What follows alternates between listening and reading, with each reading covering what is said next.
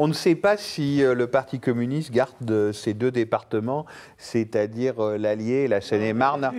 Il a perdu l'Allier. L'Allier est perdu et le Val-de-Marne, pardon. Il devrait garder le Val-de-Marne. Et devrait garder le Val-de-Marne. Très bien. On vous retrouve peut-être, non, François, vers 22h15 Comme vous voulez. Oui, oui, ben voilà, vers 22h15, 22h30 pour de nouveaux résultats, si je ne me fais pas embaucher par le cirque Amar d'ici là. Stéphane Aliès, bonsoir, journaliste à Mediapart, spécialiste en particulier de la gauche. Frédéric Savicki, bonsoir. Bonsoir. Vous êtes professeur de sciences politiques à l'Université Paris 1, spécialiste des gauches et des formes de militantisme. Anne Jadot, bonsoir. Vous êtes maître de conférence en sciences politiques à l'Université de Lorraine. Et Arthur Muller, donc du cabinet LMP, cabinet d'expertise en stratégie électorale, qui est donc le partenaire de Mediapart pour ces élections départementales. Vous nous montrerez tout à l'heure une carte de projection vers les régionales à partir, évidemment, des résultats de ce soir, des résultats des départementales. Mathieu. Oui, on peut peut-être commencer avec vous, Frédéric Savicki et Anne Jadot, un petit peu sur le sentiment que vous avez après ces premiers résultats là, qui ne sont pas encore tous tombés. Manuel Valls, quand même, l'a dit lui-même, après une certaine autoglorification, on va dire, c'était déjà la semaine dernière et encore ce soir, il a insisté sur son rôle personnel très positif pour avoir contenu le Front National et s'être impliqué pour défendre la République, j'ai plus les termes exacts, enfin, c'est grosso modo ce qu'il a dit. Quand même, il a dit que la gauche était en net recul ce soir, il a parlé de la gauche, mais en le mettant sur l'accent de la division. Est-ce que vous faites la même lecture que lui, Anne Jadot, de ces résultats, ou Frédéric Savicki? Je ne sais pas qui veut commencer. Soyons galants. Alors, Anne Jadot. Est-ce que vous faites la même lecture que lui? Moi, je suis plus spécialiste en fait, de la participation électorale, de l'abstention, de ces questions-là que de... je ne suis pas forcément toujours très à l'aise dans le commentaire à chaud avant d'avoir vraiment pu regarder les résultats en détail, puisque j'étais dans vos locaux quand les résultats tombaient, en fait, donc je ne suis pas sur cette soirée-là, je n'ai pas encore pu prendre la mesure de l'ampleur de la défaite, mais effectivement, je pense que beaucoup de choses se sont jouées par rapport au mode de scrutin dès le premier tour, et que finalement, ils ne font ce soir que limiter les dégâts par rapport à la configuration qu'on avait entre les configurations de duels, de triangulaires, etc. Ils contiennent à peu près bien de ce que j'en ai vu. Maintenant, je pense qu'il faut faire très attention effectivement au discours qu'il peut y avoir d'auto-justification politique ou de comparaison avec ce que des sondages préélectoraux indiquaient avant les élections. Ça donne une lecture qui peut parfois être un peu biaisée. Ça a pu aboutir la semaine dernière à dire, par exemple, finalement, il y a un sursaut de participation, alors qu'il y a quand même un électeur sur deux qui n'est pas allé voter. Il y avait des lectures sur, finalement, le FN ne fait pas si bien que ça, alors qu'il s'implante dans les territoires, parce que la comparaison était toujours ce que les intentions de vote donnaient pendant les quelques semaines avant l'élection. Donc je trouve qu'il est plus prudent de comparer par rapport à des résultats réels des élections précédentes. Pour ce faire, on a une petite difficulté, il va nous falloir du temps pour pouvoir vraiment analyser les choses, c'est qu'il y a eu le redécoupage entre-temps. Et du coup, il y a une règle de scrutin qui est différente. Et surtout, c'est la première fois qu'on avait des élections cantonales, enfin départementales, dans tous les cantons en même temps. Donc, à mon avis, c'est peut-être cet aspect-là et la nationalisation volontariste par certains hommes politiques qui a pu expliquer une participation moins pire qu'attendue en quelque sorte. Est-ce que vous pensez que la mobilisation contre le Front National, qui est un argument qu'on va visiblement de plus en plus entendre dans les prochains mois et années, ça va être... Est-ce que vous pensez que c'est un argument qui, chez les électeurs de gauche ou chez les abstentionnistes en général, fonctionne? Ça dépend de la nature du scrutin. Ça peut fonctionner quand les électeurs ont le sentiment qu'il y a vraiment quelque chose d'important qui est en jeu, qu'il y a un vrai danger. Je ne suis pas persuadée que pour des conseillers départementaux dont on ne sait pas encore quelles seront leurs attributions définitives, puisque la loi est encore à l'étude dans la navette parlementaire, ce n'est pas forcément ce type de scrutin pour lequel l'argument attention danger va particulièrement jouer. Pour une élection présidentielle, oui, plus. et ça dépend bien évidemment des catégories.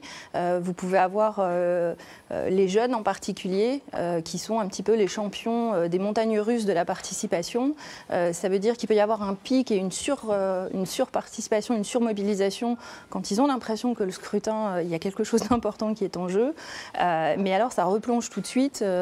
On l'a vu dans toutes les séquences qu'on a connues présidentielles puis législatives, 2007, 2012. Dès les législatives, ça replonge.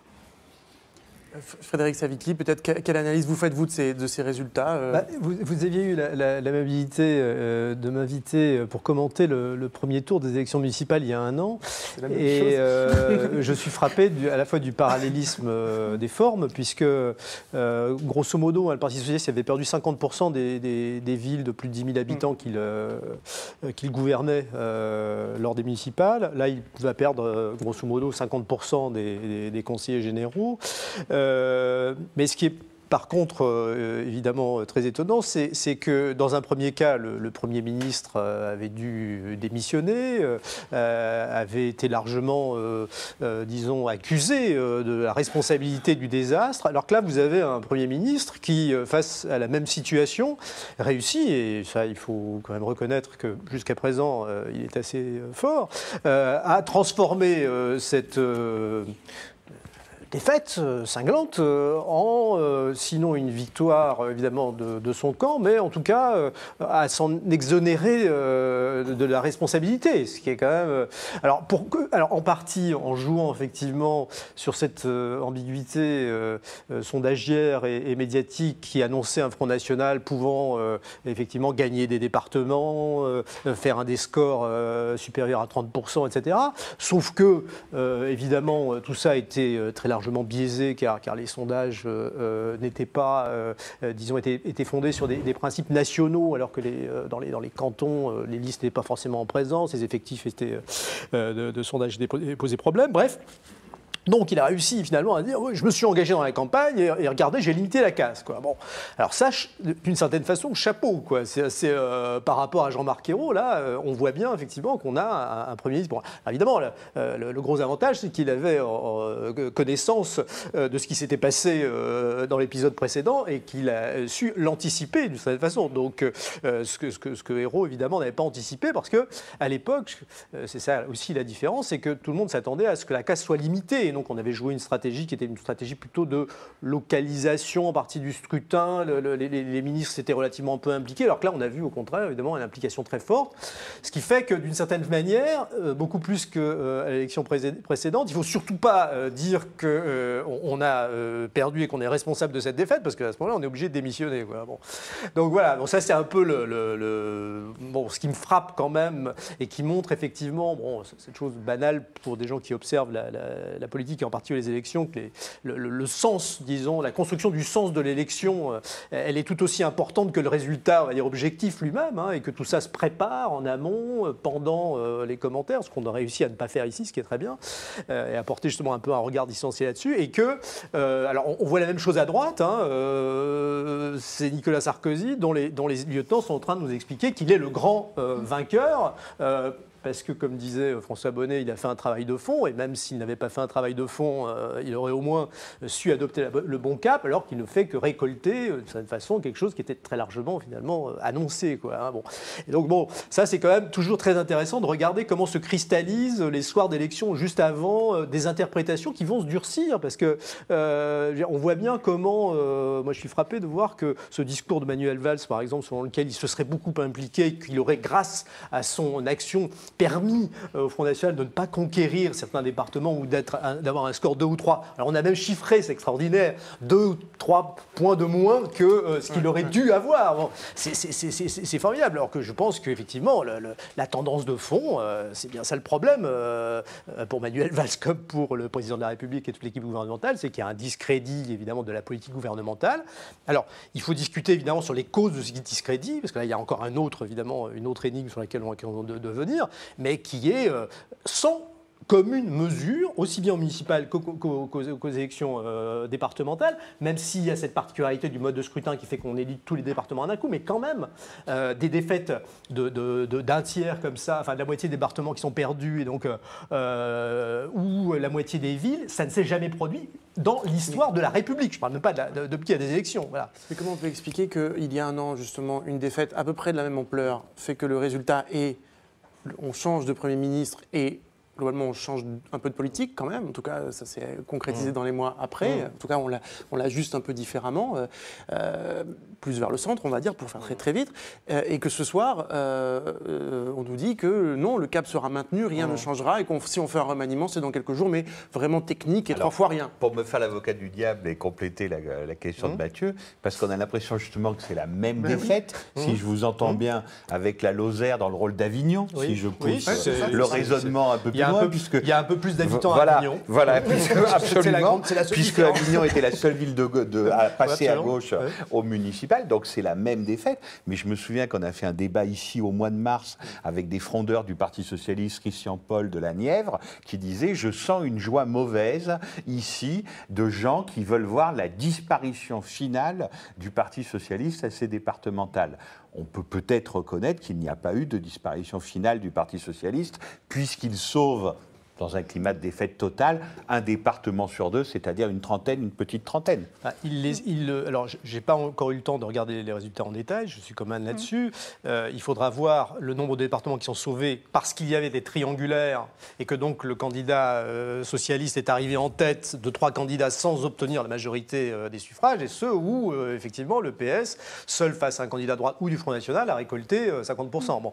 Donc ça, c'est quand même aussi... bon, là, là-dessus, je ne sais pas quel est je sais pas si tu as regardé pour ce qui est des triangulaires. Enfin, bon, ça c'est aussi un élément qui pourrait. On verra ce qui se passe jeudi, encore une fois, au moment de voilà, l'élection des après, présidents. on verra sur les présidences. Mais bon, alors ça, on peut. C'est ce que je disais tout à l'heure sur l'interprétation des élections. Vous pouvez toujours, parce qu'il y a Avignon, parce qu'il y a la Lozère, parce que évidemment le PS, le PS rayé de la carte comme ça du jour au lendemain. Évidemment, ça n'arrive jamais, ou alors c'est les situations où un parti politique aussi, disons, peut être aussi brutalement éliminé, sont des situations de crise profonde. On a pu le voir par exemple en Italie en 1994, avec l'opération Manipulité, où vous avez eu effectivement d'un seul coup la démocratie chrétienne qui a volé en éclats. Bon, on le voit avec le PASOK en Grèce. Bon, on n'en est pas là. Et en plus, le mode de scrutin, rappelons-le quand même, parce que ça c'est d'autant plus, j'allais dire, facile, ce chamboule tout, si on peut dire, qu'il y a une élection proportionnelle. Là, vous avez quand même des élus implantés. Bon, on a quand même,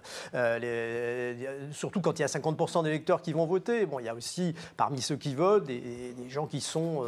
c'est-à-dire qui ont un intérêt matériel à aller voter, ils travaillent pour le conseil général, pour les collectivités. Enfin, il y a un monde aussi qui gravite autour de ça et qui participe à l'élection et qui contribue quand même là où des conseillers généraux et des maires sont bien implantés, voire des élus, à les faire élire. Donc ça ne peut pas disparaître comme ça. Mais si évidemment le point de comparaison, enfin, je sais pas, je vois par exemple la situation dans le Pas-de-Calais que je connais bien, quand on regarde sur 20 ou 30 ans, évidemment, il y a toujours des conseillers généraux socialiste, le Conseil général reste socialiste, mais il y a 20 ans, c'était avec une majorité de 75% de conseillers généraux. Là, aujourd'hui, ça va être avec des élus Front National et probablement de plus en plus ténus comme majorité. Bon, voilà, c'est la situation. Anne Jadot. Oui, alors peut-être pour nuancer et puis Arthur Muller qui n'a pas encore parlé. Pardon, pour nuancer un tout petit peu peut-être que vient de dire Frédéric, c'est aussi qu'on est en train de mesurer un reflux à l'aune des victoires précédentes, dont je vous rappelle quand même que le Parti socialiste avait gagné suffisamment d'élus locaux dans toutes les élections entre 2007 et 2011, au point d'avoir pour la première fois le Sénat qui avait basculé à gauche, même s'ils l'ont reperdu suite au municipal l'année dernière. Donc en septembre 2014, ils ont perdu la majorité au Sénat. Mais c'était la première fois sous la Ve République que le Sénat avait basculé à gauche, parce qu'ils avaient fait exceptionnellement bien à toutes les élections intermédiaires, comme on les appelle, du temps de la présidence de Nicolas Sarkozy. Donc quelque part, ils partaient de tellement haut que c'était inévitable que le refus soit assez important. Et ça s'inscrit vraiment dans ce qu'on appelle la logique des élections intermédiaires, c'est-à-dire qu'on a un cycle électoral qui dure d'une élection nationale à l'élection nationale, nationales suivantes. Et les élections qui sont intercalées entre ces deux élections nationales principales, comme on dit parfois, le pouvoir national n'est pas directement en jeu, même si on l'a vu, un Premier ministre il peut y avoir un remaniement suite à ça. Et ce sont des élections où il y a particulièrement ce qu'on appelle l'abstention différentielle. C'est qu'on sait que les électeurs du parti au pouvoir sont plus touchés par l'abstention que les électeurs de l'opposition qui peuvent avoir une mobilisation à aller voter. Ce qui est un petit peu nouveau, c'est que cette ampleur-là, elle s'est accentuée pendant la présidence de Nicolas Sarkozy. Elle semble se continuer, voire s'accentuer encore maintenant. Mais finalement, on reste dans une logique de ces élections intermédiaires qui avaient été diagnostiquées dès le début des années 80 par Jean-Luc Parodi et d'autres, par exemple. Arthur Müller. C'est un cas intéressant, le cas de l'interprétation des résultats. Si on se met à la place du PS et qu'on se demande, c'est une défaite, pourquoi est-ce qu'il y a eu cette défaite? C'est très difficile le soir des résultats de bien interpréter. En gros, les gens qui sont à gauche du PS vont dire le PS a perdu parce qu'il n'a pas été assez à gauche. Et les gens qui sont plutôt à la droite du PS vont dire, écoutez, si on fait la somme du Parti socialiste et des autres voix de gauche, on est environ à 37%. Ça veut dire qu'il y a 63% des Français qui sont plus à droite que le Parti socialiste. Donc comment peut-on dire que le Parti socialiste a perdu parce qu'il n'était pas assez à gauche, alors qu'en fait, il faut encore qu'il rattrape peut-être 13 points pour se retrouver à plus de 50%. Donc si on essaye de prendre un peu de recul sur ces questions et qu'on voit le pour et le contre de chacune des stratégies, si on se met à la place d'un stratège à Solferino. C'est quoi les arguments en faveur d'un positionnement plus à gauche qui vont être mis en avant par les frondeurs probablement dans les prochaines semaines? Le premier argument, c'est un argument, il faut être capable de passer le premier tour de l'élection présidentielle et pour ça, il faut limiter la dispersion des votes. Ça vaut également pour les élections régionales à venir en décembre. Donc il va bien falloir faire un peu des concessions aux autres forces de gauche pour qu'elles acceptent de ne pas avoir trop de candidatures et qu'on puisse passer le premier tour. Ça veut dire, pardon de vous interrompre pour François Hollande, éviter absolument d'avoir un candidat Europe Écologie Les Verts au premier tour en 2017. Tout à fait. C'est son gros souci, là, visiblement. Ce serait une des spécialités de François Hollande de trouver ce genre d'alliance, donc on peut lui faire confiance pour y parvenir. Ça, c'est le premier argument. Le deuxième argument, il repose sur l'abstention différentielle. Il consiste à dire une départementale, même quand ça vote plutôt bien, ça vote à peu près à 50%. Le taux de participation est autour de 50%. À une présidentielle, le taux de participation est plutôt autour de 80%. Donc en fait, ce n'est pas le même corps électoral. Vous avez 30% de l'électorat en plus lors de la présidentielle. Et pour la gagner, il faut mobiliser son propre électorat. Donc là, en l'occurrence, ce serait l'électorat de gauche.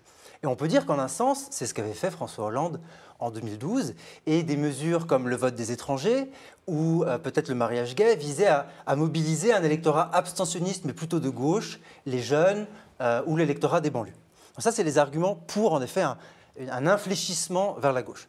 Mais vous avez des arguments tout à fait raisonnables également dans l'autre sens, qui se basent sur le constat chiffré qu'on a dit, qui est que 37%, ça ne fait pas 50%, et qu'il va bien aller falloir chercher des voix ailleurs qu'au Parti socialiste.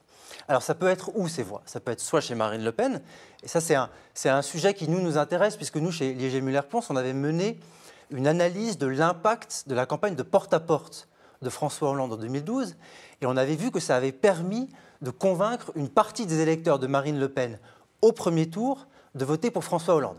Est-ce que François Hollande va être capable de réitérer ça en 2017? C'est pas sûr. Peut-être que ça marche une fois, le discours de « Regardez, on vient vous parler en personne lors des élections, faites-nous confiance », peut-être que ça marche qu'une seule fois.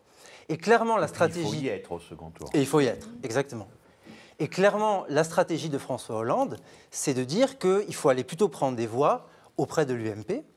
Et je pense que si François Hollande était à cette émission, il dirait « Soit je suis face à Marine Le Pen au second tour, et à ce moment-là, de toute façon, j'ai gagné. » Soit je suis face à Nicolas Sarkozy, et à ce moment-là, ça veut dire que Nicolas Sarkozy a dû être tellement à droite dans sa campagne pour empêcher Marine Le Pen d'être au second tour, que je vais réussir à prendre les voix d'Alain Juppé, de François Bayrou peut-être, et donc à ce moment-là, une stratégie d'ouverture au centre et à la droite sera la bonne. Donc c'est difficile aujourd'hui, il faudrait vraiment faire les calculs, faire les différentes simulations, c'est difficile aujourd'hui d'en inférer une stratégie plutôt que l'autre, juste en regardant ces résultats-là.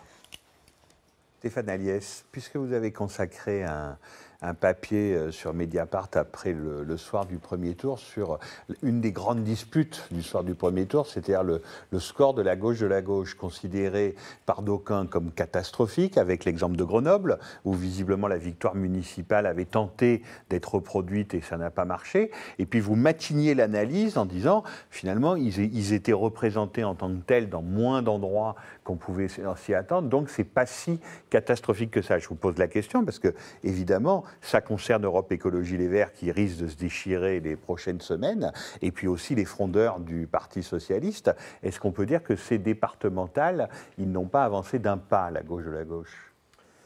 Ils n'ont pas beaucoup avancé, sûrement pas d'un pas, de quelques orteils peut-être. Sur Grenoble, ils n'ont pas réussi à étendre leur modèle grenoblois. Ils l'ont, alors on attend les résultats, on ne les avait pas avant d'arriver sur le plateau. Ils avaient confirmé l'essai local de Grenoble, c'est-à-dire qu'ils étaient présents dans 3 cantons sur 4 en position favorable pour être réélus. Le rassemblement citoyen, tel qu'il s'appelait, Alliance PG des écolos et des autres. Sans et contre le Parti Socialiste. Contre le Parti Socialiste à chaque fois. Donc on attend d'ailleurs de voir ce que ça va donner.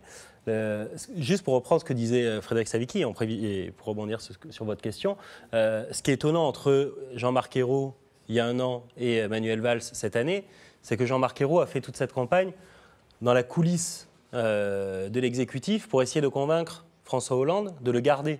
Parce que justement, il avait juste avant enfin fait un geste sur une réforme fiscale. Ce geste-là a été plutôt applaudi, avant d'être balayé déjà à l'époque et par François Hollande et par déjà un peu Manuel Valls. Lui, Jean-Marc Ayrault, s'était battu en interne pour arriver à garder sa place. Il a été balayé par le résultat. À l'inverse, Manuel Valls n'a justement surtout pas joué ce jeu de coulisses, mais au contraire a presque contraint et forcé la main de François Hollande pour lui dire « tu ne peux pas te passer de moi ». Et peut-être d'ailleurs sur cette analyse-là qu'on sent déjà depuis finalement le 6 mai 2012, au final, on a gagné à gauche, c'est François Hollande, il a gagné la France comme il a gagné le Parti Socialiste tant et tant d'années. Il fait campagne à gauche et puis après il gouverne à droite. Là, on est à peu près sur la même logique. Emmanuel Valls est le Premier ministre idéal typique pour pouvoir mener ce projet-là qui est de parler finalement à la droite. Et d'ailleurs, l'analyse de Manuel Valls présent au cabinet de Jospin à l'époque à Matignon, entre 1997 et 2002, garde un souvenir de ce 21 avril en disant on a perdu parce qu'on n'a pas su parler comme il fallait au FN et sur les questions sécuritaires. Pas du tout parce qu'on n'était pas assez à gauche, qu'on avait trop libéralisé depuis 2 ans. Et pas du tout parce qu'on avait fait une mauvaise campagne en direction de la gauche. Pas du tout, c'est sûr c'est surtout qu'on avait fait une mauvaise etc. campagne vis-à-vis de l'électorat de droite. Ouais. Donc là-dessus, Manuel Valls, en s'engageant dans cette campagne et quitte à beaucoup de billets rhétoriques, à utiliser beaucoup de billets rhétoriques pour nous convaincre que finalement, s'il n'avait pas été là, ça aurait été vraiment la Bérésina, alors que là, c'est la semi-Bérésina. Il s'est imposé à François Hollande en disant voilà, tu ne peux plus te passer de moi. Et d'ailleurs, ça a été annoncé avant même le résultat du scrutin. Par rapport à votre question originelle qui était sur l'autre gauche, de fait, elle n'est pas en bon état ce soir. Par ailleurs, elle a malgré tout une échéance qui sont les élections régionales sur lesquelles il faudra voir. Car par rapport à ces départementales où c'était à géométrie variable, on avait des rassemblements qui PC-ELV, qui PC-PG, qui ELV-PG, enfin c'était vraiment tout ça, ce qui n'a pas donné de lecture du tout favorable des résultats, puisque d'ailleurs on a suffisamment parlé la semaine dernière et écrit depuis, tout ça était digne des tripatouillages, c'était au doigt mouillé en fait ces résultats tels qu'ils ont été annoncés et tels qu'ils continuent à être annoncés. Là, il reste quand même une élection qui aura vraiment un caractère tout aussi national que celle-ci, qui sont les élections régionales, où on peut s'attendre encore une fois à une perte d'au moins 50% des régions pour la 3e fois de suite, puisque alors même s'il y a eu une réforme entre-temps, les 21 régions sur 22 étaient à gauche. Là, on les a fusionnées en 13 régions.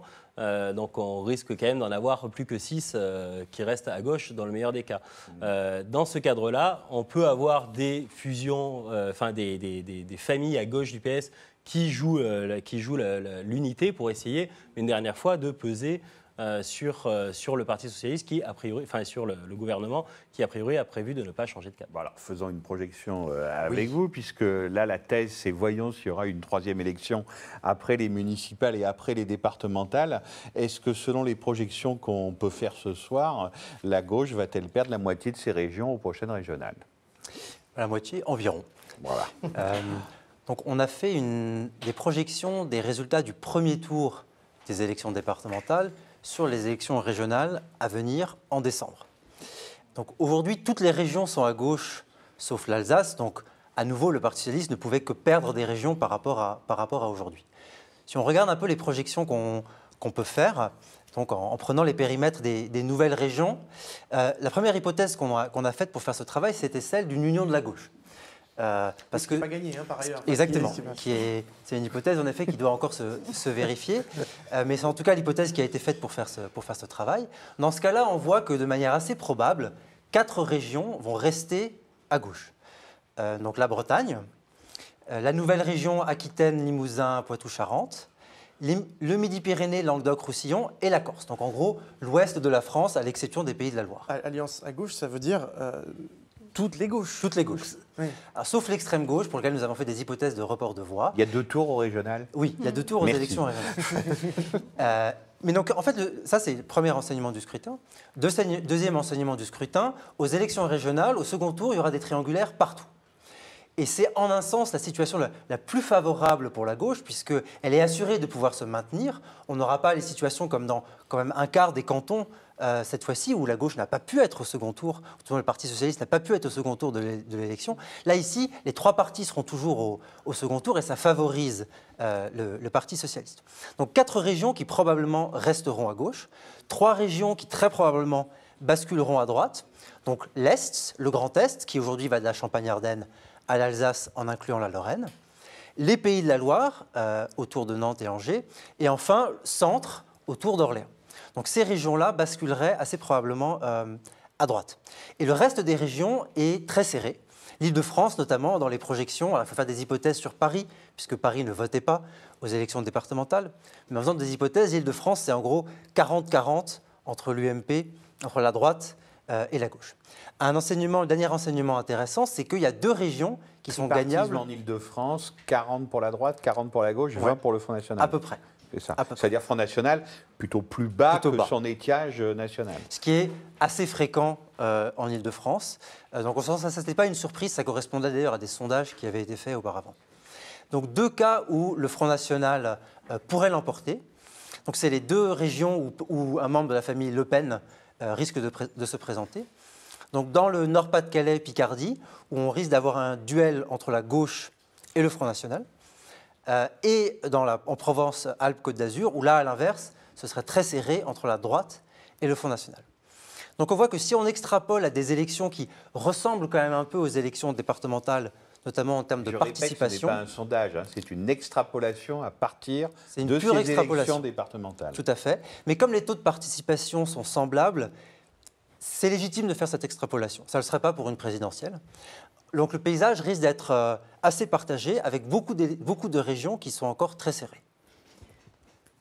Si je puis me permettre un petit commentaire là-dessus. Bien sûr, je suis parfaitement consciente que vous partez de vrais résultats que vous projetez ensuite, mais juste pour peut-être faire un tout petit bémol, c'est que ça enchaîne une série d'hypothèses sur la configuration des candidatures, sur le niveau de la participation électorale dont on sait l'impact qu'il a sur les dynamiques de campagne qu'il va pouvoir y avoir. Le mode de scrutin est différent. C'est un scrutin à 2 tours proportionnel avec une prime majoritaire à la liste arrivée en tête. Donc à la majorité relative, on a cette prime de siège qui fait qu'on va pouvoir gérer une région. On a aussi quelque chose de plus fort peut-être, c'est les présidents de région ont quand même pris un petit peu d'importance et même si les listes sont au sein de chaque département, il peut y avoir un effet sur les sortants un petit peu quand même. Donc je trouve que bien sûr c'est un exercice intellectuellement très intéressant, mais alors qui enchaîne une série d'hypothèses qui fait que s'il y a juste un niveau de la chaîne, vous avez faux sur quelque chose, ça pourra avoir une carte complètement différente à la fin de l'année 2015. Quoi. Bon. C'est vrai. Est-ce qu'il n'y a pas quelque chose, peut-être pour Frédéric Savicki, en tout cas, on voyait cette semaine, par exemple, entre le premier et le deuxième tour, des responsables du PS ou des ministres qui nous disaient il y a quand même un problème parce qu'on ne va pas pouvoir avoir comme seul projet politique dans les prochaines années de gagner uniquement parce qu'il y a des triangulaires avec le Front National. Et cette carte-là voilà, le montre, quels que soient les raisons. Est-ce que là, il n'y a pas quand même un problème politique de fond pour le PS et plus généralement pour la gauche? C'est pas complètement nouveau. En 1998 et surtout en 2004, le Parti socialiste avait pu conquérir ou conserver un certain nombre de régions grâce justement à ce phénomène des triangulaires. Je suis frappé quand même de constater que dans le commentaire, y compris Le Monde, on titre sur la tripartition aujourd'hui, tripartisme, tripolarisation de la vie politique. La victoire de Sarkozy en 2007 avait effectivement mis un peu en suspens ce phénomène, mais c'est quand on se souvient un peu des années 90, cette question de savoir si à l'époque, ce n'était pas l'UMP, mais si la droite et le Front National feraient ou non alliance au régional ou pas, ou si on laisserait gagner un socialiste, était omniprésente. Et dans les municipales, c'était pareil. Il y a un certain nombre de villes qui avaient été gagnées en 2001 ou qui avaient été conservées en 1995 grâce à ce système. Bon, alors là, ça tend à généraliser. La question qu'on peut poser, là, pour rajouter sur l'interrogation, moi, je ne suis pas spécialiste de l'UMP, mais j'attends quand même de voir jusqu'à où, si vous voulez, les élus de l'UMP, face à cette montée en puissance locale du Front National, vont être en mesure de résister très longtemps à l'idée de ne pas éventuellement se faire élire à la présidence d'un conseil général ou régional avec des voix du Front National. Parce que la particularité, en particulier justement sur les... Alors bon, le nombre de conseillers départementaux est limité. Ils ne sont peut-être pas en mesure aujourd'hui de faire basculer des majorités, c'est à voir. Pour les régionales, ça risque d'être un peu plus souvent le cas. Et donc on va avoir quand même très probablement, effectivement, pour l'UMP, c'était ce qu'avait dit tout à l'heure, je pense, votre invité, une vraie question à jouer, une vraie question à traiter, qui est effectivement la montée des attentes d'un certain nombre d'élus à s'installer, à conserver des... Bon. Donc ça pourra, si ça va dans ce sens-là, effectivement, faire le jeu du Parti socialiste, qui aura beau jeu, effectivement, de dire, regardez, nous sommes le seul, je pense que c'est le discours de Valls, nous sommes le seul rempart pour le Front National. Voilà, je pose la question pour ça, parce que justement, on est en train d'articuler un discours. Mais pour le moment, disons, l'ampleur des scores obtenus par l'UMP et pour ce qui est donc des élections départementales, le mode de scrutin qui finalement, évidemment, n'est pas la proportionnelle, donc limite le nombre de conseillers départementaux au Front National, permettra sans doute de repousser ce problème. Mais pour les régionales, cette question risque de se poser, et pas simplement après le deuxième tour, entre les deux tours, avec, est-ce que le Front National maintient ou pas sa liste pour faire, est-ce qu'on ne commence pas à essayer de négocier, je ne sais pas moi, l'Alsace, Champagne-Ardenne contre PACA ou des choses comme ça. Donc je pense qu'on va rentrer effectivement dans un cycle assez particulier. Stéphane, puis Anne Jadot. À l'inverse, pour la gauche, va se poser un problème parce que cette question de porosité entre droite et FN n'est de moins en moins un sujet pour les électorats droite et FN. Et à l'inverse, pour la gauche, on va avoir une difficulté sur ces régionales-là, c'est qu'effectivement, si on calque les résultats, on pourrait dire que la gauche pourrait résister à ces régionales. Dans la réalité des faits, on va voir, là, il est peut-être encore trop tôt, mais ça dit, on peut déjà en parler avec Anne Jadot, dans des savoirs, des talents scientifiques. Mais la question des reports de voix va être pourrait être très problématique.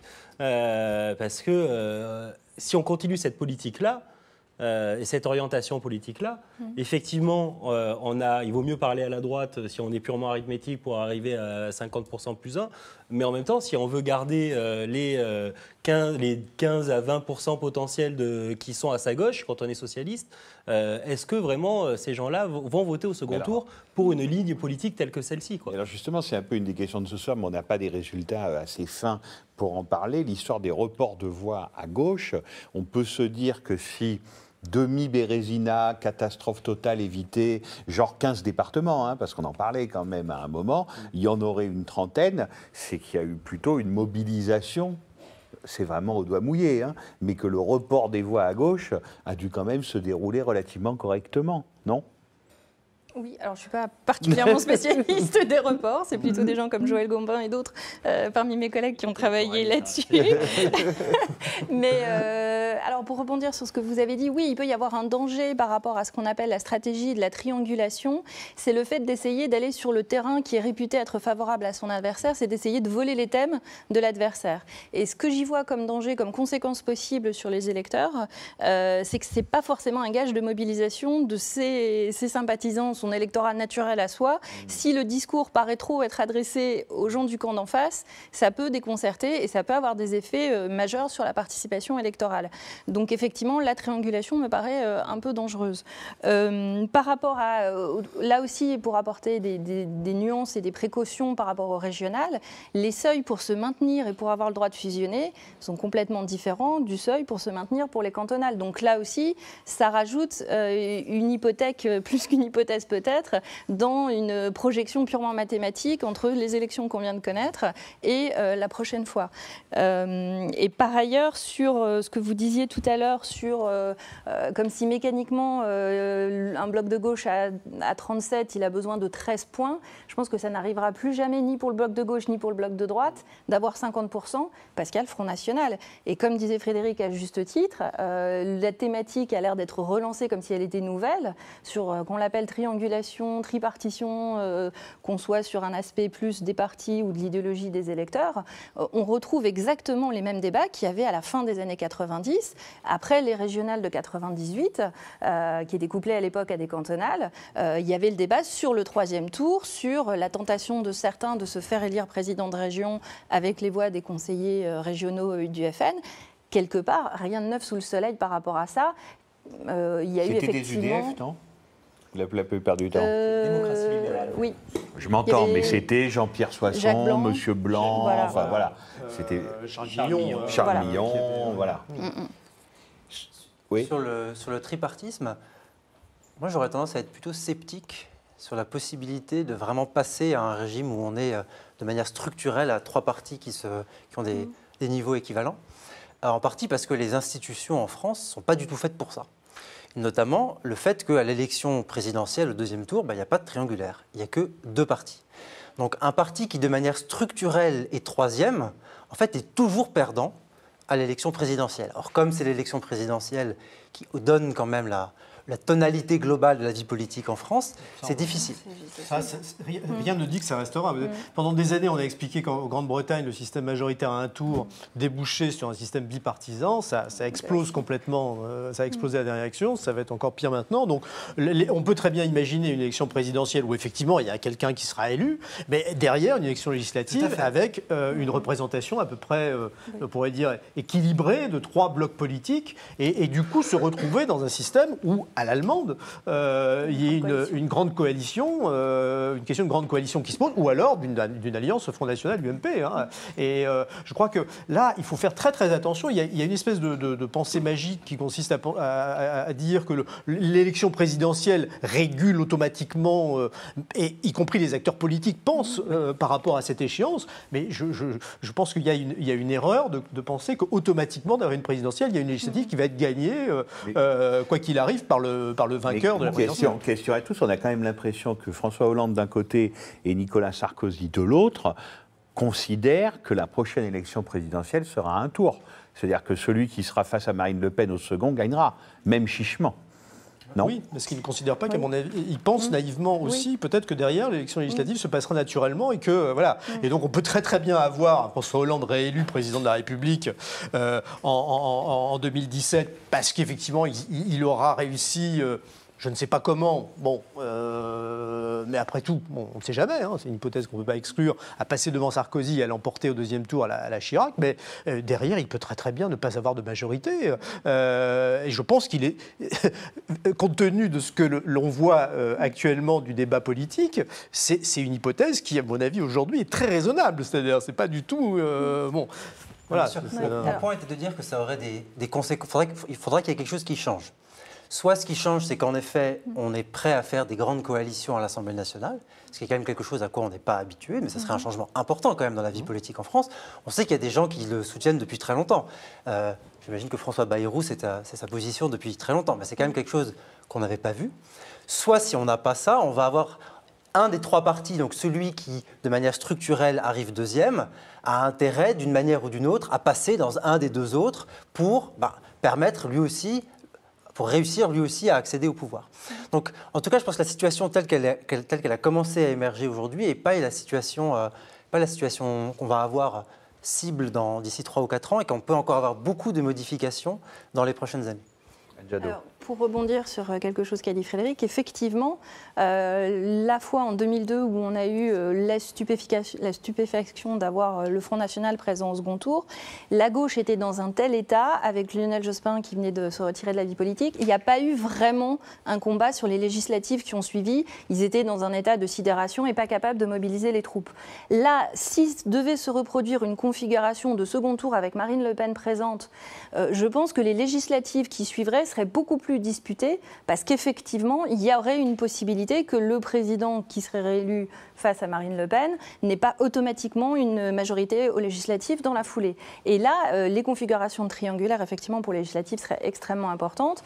Et juste pour préciser, je crois plus à la tripartition de l'électorat.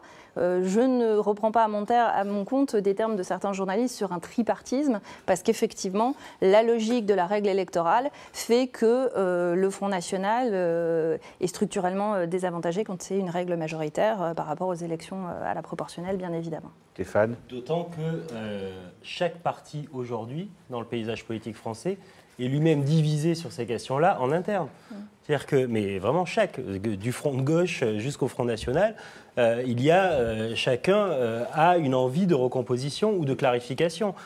Aujourd'hui, le Parti socialiste de Manuel Valls n'est pas du tout le même Parti socialiste que celui de Benoît Hamon. Il y en a un qui regarde vers une union à la gauche, l'autre vers une union au centre. Je n'ai pas mis dans l'ordre, mais bon, on a compris. De la même façon que l'électorat Nicolas Sarkozy regarde bien plus volontiers une évolution type à l'italienne, à l'Alliance nationale du Front National, regarderait plutôt ça, une grande droite dure, plutôt que de regarder comme Alain Juppé vers le centre, voire le centre-gauche. En soi, s'il y avait un tripartisme, ça serait plutôt un tripartisme dans la recomposition, où on voit des plaques tectoniques dans tout le paysage politique qui bougent, qui n'ont pas encore, il n'y a pas eu de tremblement de terre, mais tout ça est... Donc ça serait en fait une refondation du bipartisme. C'est-à-dire qu'il faudrait reconstituer 2 grands blocs. Ouais, ou 3 même. Ou 3. Une gauche, un centre, et une vraie gauche, un vrai centre et une vraie droite. Mathieu. Stéphane, pour continuer un peu, qu'est-ce qui va se passer là dans les prochaines heures, dans les prochains jours? Parce que si on a bien compris, Manuel Valls, il a à peu près prononcé en 5 minutes tout à l'heure 3 fois le mot « mon gouvernement ». Donc je crois qu'on a compris le message. Demain, il sera toujours Premier ministre, y compris dans la semaine. Il n'est pas question de grands mouvements. On a parlé des écolos qui pourraient rentrer au gouvernement, de frondeurs, etc. Il y a le congrès du PS. Est-ce que vous pouvez nous dresser un peu le paysage des prochaines semaines, là, dans quoi on entre là? Je voudrais bien, mais je n'en suis pas certain. Non, c'est pas. Enfin, on reste quand même dans la Ve République, qui fait que, à part si on est un vrai confident de François Hollande, ce qui n'est pas mon cas, on n'est pas sûr de savoir exactement ce qui peut se passer. Ce qui est à peu près sûr, c'est qu'on n'aura pas de remaniement dans les jours à venir, si ce n'est même pas technique a priori, sauf à la marge de trois ministres qui en remplaceraient 2-3 autres, mais essentiellement pour des raisons de santé ou d'agenda. On aurait possiblement davantage un remaniement avant ou après le congrès du Parti socialiste qui se déroule début juin. Qui va être quand même un moment, même si on a encore du mal à l'analyser parce qu'on était sur les départementales, y compris du côté socialiste, personne n'a vraiment fait campagne. Or là, il y a une blitzkrieg qui s'ouvre pendant 10 jours, 11 jours, jusqu'au 11 avril, et le dépôt d'émotions qui vont donner un petit peu le cadre du futur congrès du Parti socialiste, où on verra exactement si il y a 2, 3, 4 motions qui vont s'affronter sur des questions de ligne politique, à savoir est-ce qu'on soutient le gouvernement et est-ce qu'on veut qu'il aille toujours plus loin, plus fort, comme l'a dit Manuel Valls, ou est-ce qu'on veut justement qu'il change toujours plus de cap, comme le voudraient d'autres à la gauche du parti, ou même au centre du parti. Ces questions-là, pour l'instant, ne sont pas encore vraiment tranchées. La question du rassemblement semble de fait exclure le Front de gauche, ou sa composante la plus unioniste, qui est le Parti communiste. Que ce soit Manuel Valls ou Pierre Laurent, aucun n'a vraiment envie de cohabiter dans un gouvernement. En l'occurrence, pour les écologistes, c'est encore très insondable parce qu'on a l'impression qu'il y a autant de positions qu'il y a de membres du Parti écologiste. Il n'y en a pas beaucoup, mais malgré tout, ça fait beaucoup de positions. Et pour l'instant, c'est encore des jeux dont on n'arrive pas vraiment à séparer les intox de la réalité. Même question à Frédéric Chavicki, qui est sûrement beaucoup plus dans la tête que François Hollande. Ah oui, que Stéphane. Non, mais je pense que de la même façon qu'il n'y a pas besoin d'être dans la tête du pilote d'avion qui s'est scratché sur la montagne pour savoir effectivement pourquoi il s'est comporté comme il l'a fait. C'est-à-dire, on peut par les signes extérieurs interpréter quand même son acte. Après, le psychanalyste peut toujours peaufiner. Mais enfin bon, François Hollande, il est dans un avion. Il a donné un cap. Je ne dis pas qu'il va sur une montagne, hein, mais il a donné un cap à cet avion et il voit le point d'arrivée. Il ne peut plus faire demi-tour, hein, parce qu'il n'y a plus assez de kérosène pour changer. Il a décidé, après les municipales, de nommer Manuel Valls. Donc il a interprété le vote des électeurs comme il faut aller plus loin dans le social-libéralisme, hein, les choses telles quelles. Donc on ne voit pas aujourd'hui comment il pourrait changer Manuel Valls par un Premier ministre qui serait en quelque sorte un peu moins social-libéral, parce qu'il serait accusé par tous d'être incohérent. Hein, bon. Donc il va continuer comme ça, à passer à travers les nuages et les trous d'air électoraux, en voyant son parti politique perdre ses élus en masse, dans l'espoir qu'au bout, derrière la montagne, les nuages, il y aura l'atterrissage en 2017. Qu'est-ce qui va permettre ça? C'est que derrière les nuages, il y a le soleil. Alors le soleil, c'est quoi? C'est la croissance, c'est le chômage qui va arrêter de repartir, c'est la relance européenne, et puis voilà. Donc s'il y a le soleil, tant mieux. S'il n'y a pas le soleil, il dira qu'il a fait tout ce qu'il fallait pour en arriver là, qu'il a fait les grandes réformes dont la France avait besoin, que l'histoire reconnaîtra évidemment tout le mérite qui est le sien, et puis elle vienne que pourra. Hein. Donc je pense déjà enjambé, comme on dit, le scrutin régional. Je pense qu'il n'y a plus de kérosène assez pour aller vers un autre aéroport que celui-là. Il y a un problème de copilote aussi. Et avec le copilote qui est le sien, voilà.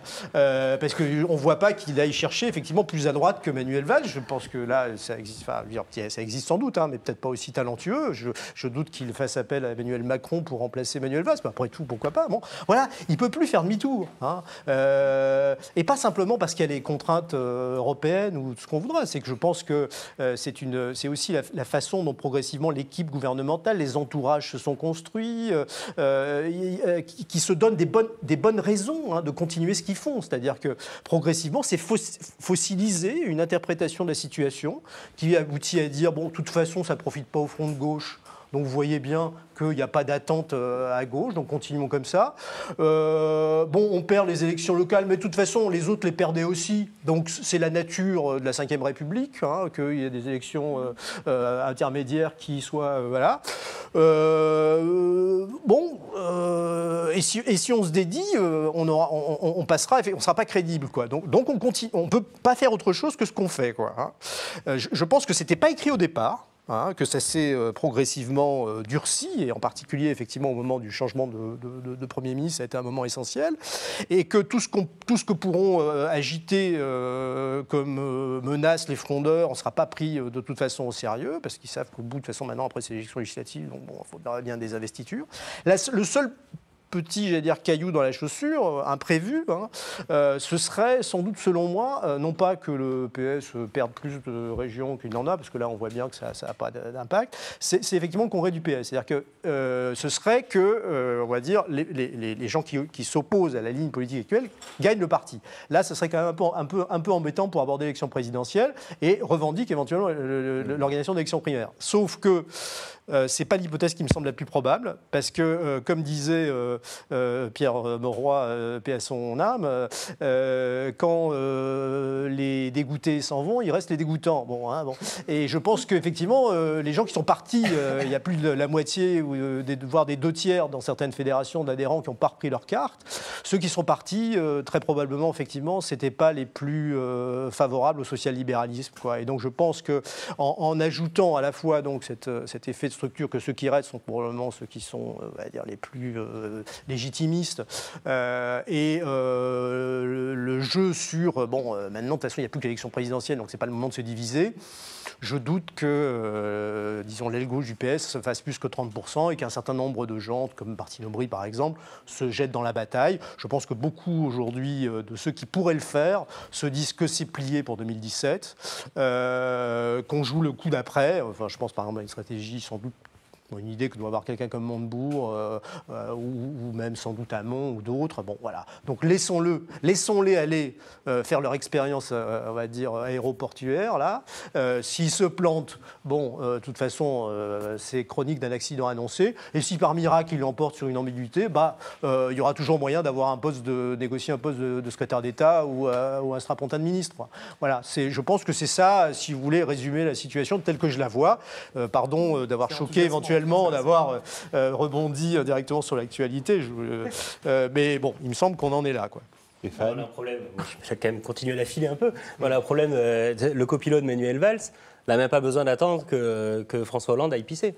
Là, à l'heure actuelle, il est, dans tous les cas, dans une position idéale. Mais non, mais il est dans une position idéale. Au pire du pire, si ça se finit en eau de boudin pour le Parti socialiste et la gauche au pouvoir, la gauche sera en ruine et au final, il sera peut-être le moins mal placé dans la reconstruction et dans le champ de ruines pour apparaître comme étant celui qui a apporté un discours de vérité, même s'il aura contribué à ruiner cette gauche. Mais quelque part, sur ce genre de ruines, et sur ce champ de ruines, il peut prospérer devant une recomposition où le reste de la gauche est totalement atomisé aujourd'hui. On pense aussi qu'il y a des gens à gauche de la gauche qui sont aussi sur cette idée-là. C'est-à-dire qu'ils aillent jusqu'au bout, au moins on va se débarrasser du social-libéralisme une fois pour toutes, et après on pourra reconstruire sur d'autres bases. C'est pour ça que la mécanique du report des voix, je ne parle pas là au niveau des électeurs, mais d'appel ou de stratégie électorale par certains candidats de gauche, la gauche du PS, c'est pas du tout gagné, parce que je crois qu'il y a un certain nombre de gens effectivement qui aujourd'hui sont clairement dans une stratégie du laissons-les se planter et ne faisons rien pour les sauver, quoi. Juste là-dessus, il ne faut pas oublier quand même que le Parti socialiste est aussi essentiellement devenu un parti de cadres, qui avait beaucoup d'élus locaux et qui avait aussi beaucoup de ces cadres au niveau des secrétaires de section, secrétaires fédéraux, etc., qui étaient éventuellement des contractuels dans la fonction publique territoriale, qui travaillaient pour les exécutifs de gauche. Et là, entre les municipales l'année dernière, les départementales cette fois-ci et les régionales à la fin de l'année, il risque d'y avoir une saignée dans certaines troupes qui avaient des postes clés au niveau du parti. Il y en a déjà eu, mais elle va continuer encore plus, quoi. Et par rapport au Congrès, je pense qu'effectivement, toute l'attention des médias était focalisée sur les départementales, mais je pense qu'en interne, ils ont déjà prévu des courants, les éventuelles motions, etc. Et je pense qu'ils vont rapidement les dégainer. Ils vont juste se donner les quelques jours pour analyser les résultats, notamment au sein de la Fédé de Paris, par exemple, puisqu'ils n'étaient pas directement concernés. Ils ont commencé déjà méchamment à travailler les différents textes. Et je pense qu'on va avoir d'ici 15 jours des clarifications. Non. Merci beaucoup à tous les quatre. Il est presque 22h25, donc je me tourne vers François Bonnet avec de nouveaux résultats, François ? Oui, de nouveaux résultats, puis une remarque, parce que vous venez de dire quand même beaucoup de bêtises, semble-t-il, puisque je viens d'écouter Jean-Marie Le Guen. Jean-Marie Le Guen est ministre des Relations avec le Parlement. Il vient de s'exprimer sur iTélé. Et qu'est-ce qu'il déclare ? Voilà sa phrase. « Je ne vois pas véritablement ce soir d'adhésion pour l'UMP ». C'est intéressant, non ? Parce que Jean-Christophe Cambadélis nous avait dit également « La gauche s'est bien rassemblée ». Alors, le bilan de cette non-adhésion à l'UMP, de ce bon rassemblement de la gauche, c'est que la gauche perd plus de la moitié de ses départements. Les derniers résultats nous donnent donc une gauche entre 27 et 31 départements. Elle en gérait jusqu'à maintenant 61. Et l'UMP entre 66 et 70 départements. Et il y a quelques surprises dans ces résultats. Le premier, c'est le département de l'Essonne, celui du Premier ministre Manuel Valls, qui donc bascule à droite, et bascule sans ambiguïté, puisque la droite détiendra 30 sièges de conseillers départementaux et la gauche 12. Alors ensuite, on peut faire la liste des départements perdus: le Nord, les Côtes-d'Armor, la Corrèze, les Bouches-du-Rhône, les Deux-Sèvres, l'Oise, le Jura, la Creuse, le Doubs, l'Allier, la Drôme, les Pyrénées-Atlantiques, la Seine-Maritime, le territoire de Belfort, la Saône-et-Loire, le Cher, les Charentes, Mayotte, la Réunion, la Seine-et-Marne, l'Eure. Voilà. Alors, le Gard est sauvé, le Pas-de-Calais est sauvé, le Finistère également. Je me suis trompé tout à l'heure en disant que Troadec serait seul en bascule entre la gauche et la droite. Ce n'est pas vrai. Les derniers résultats nous montrent qu'il y a une plus large majorité pour la gauche. La Haute-Vienne, on a publié plusieurs reportages d'Antoine Perrault, reste à gauche. Le Val-de-Marne reste à gauche. Le PCF perd le département de l'Allier. Et puis deux résultats locaux. Pierre Bédier est réélu dans les Yvelines. Pierre Bédier, si vous vous souvenez, c'était ce secrétaire d'État de Jacques Chirac qui avait été condamné pour corruption. Eh bien, il est réélu sans problème. Mais les corrompus ne sont pas toujours réélus, puisque à Levallois, Arnaud de Courson est élu, et Arnaud de Courson était ce candidat farouchement de droite, mais qui était farouchement combattu par Patrick Balkany, qui avait, à en croire le Canard enchaîné, avait tenté de construire un accord avec le Front National pour soutenir son autre candidat. Donc Arnaud de Courson est élu à Levallois, nouvel indice que la maison Balkany est bel et bien en train de tomber en ruine. Et puis enfin, Frédéric, comme vous allez organiser le prochain Mediapart Live depuis Mantes, cette ravissante ville préfecture de Lozère, la Lozère est bel et bien passée à gauche, et nous nous y retrouverons tous bientôt. Voilà, bonne soirée. Merci Il beaucoup, reste François. 1 heure pour s'abonner à Mediapart, un peu plus d'1 heure, 1h30, Oui. pour s'abonner à Mediapart je crois que c'est 20 € les 6 mois, et vous pouvez également parrainer 5 amis. Voilà, merci bientôt. beaucoup François. Et est-ce que la Seine-Saint-Denis reste à gauche? La Seine-Saint-Denis reste à gauche. Ah, ben voilà, ça c'était quand même un département qui était Ouais, fixé absolument. de près, Ouais. avec une participation qui est peut-être pas extraordinaire, mais ça on verra ça plus tard. Mais donc la Seine-Saint-Denis reste à gauche. Bien, merci beaucoup à tous les quatre d'avoir participé à ce second plateau. Merci à Mathieu Magnonex de l'avoir animé avec moi. On se retrouve non pas à Mende, mais je serais ravi moi de faire un Mediapart live en direct de Mende. Voilà, Mandapart, ça me ferait très plaisir, mais j'ai bien peur que ça sera d'ici en fait. On va se retrouver en direct de cette rédaction, ça sera le jeudi 9 avril. Et donc François vient de vous le dire, vous avez encore 1h30 pour profiter de tout le journal, tout le site est en accès libre, et aussi 1h30 pour donc profiter de cette offre exceptionnelle de 6 mois, 20 €. Voilà, on se retrouve le 9 avril. Merci à tous, ciao.